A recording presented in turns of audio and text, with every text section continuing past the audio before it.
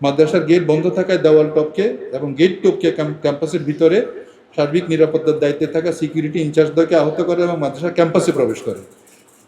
অতঃপর দারুল ইহসান ট্রাস্টের নির্ধারিত অফিস রুম, উনি যেখানে বসে, অফিস রুমে ঢুকে সদ্য নিয়োগপ্রাপ্ত দারুল ইহসান ট্রাস্টের asset manager cum rent collection agent Zakir Hossain সহ কর্মচারীদের উপরে দেশীয় অস্ত্র, হাতুড়ি, রড এবং পিস্তল নিয়ে অতর্কিত হামলা করে। এই সময় হাতুড়ি দিয়ে জাকির হোসেনের শরীরের বিভিন্ন অঙ্গে আঘাত করলে তার হাতের দুটো হাড্ডি ভেঙে যায়। এটা এক্সরে আছে আমাদের কাছে, দুটো হাড্ডি ভেঙে যায় বাম হাতের, যার ভিডিও ফুটেজও সংরক্ষিত আছে। উপস্থিত সকলকে হাতুড়ি রড দ্বারা জখম করে ট্রাস্টের অফিস, কম্পিউটার, কর্মরত অফিসারদের মোবাইল ফোন ভাঙচুর করে সব মশার বিরুদ্ধে সুরক্ষা দিতে এলো বসুন্ধরা এক্সট্রিম অ্যারোসল। মশার বিরুদ্ধে এক্সট্রিম সুরক্ষা। অফিস থেকে 2,40,000 টাকা ছিনিয়ে নেয়।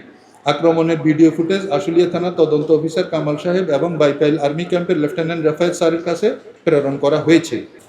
অতর্কিত এই হামলার কারণে মাদ্রাসায় লেখাপড়া স্বাভাবিক পরিবেশ বিঘ্নিত হয় এবং ছোট ছোট শিশু বাচ্চাদের মধ্যে ভয়ভীতির বিরাজ করছে এবং সঞ্চারিত হয়েছে।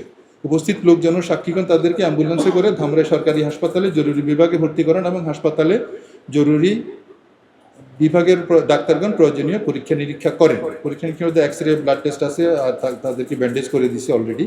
এখানে সাক্ষী আছে কারি আব্দুল মালেক, কারি শিক্ষক এই মাদ্রাসারই, মনির হোসেন সহকারী শিক্ষক অত্র মাদ্রাসা, কামরুল হাসান রসায়ন প্রভাষক অত্র মাদ্রাসা, মফিজুর রহমান ইংরেজি প্রভাষক, শাওন রহমান ICT প্রভাষক, Mohammad Amdadul Haque Ripon rent collector, Mohammad Alimul Islam deputy security manager Darul Ihsan trust, Asifuzzaman asset and estate officer Darul Ihsan trust এবং উপস্থিত আরও অনেক শিক্ষক ও কর্মকর্তা কর্মচারীবৃন্দ।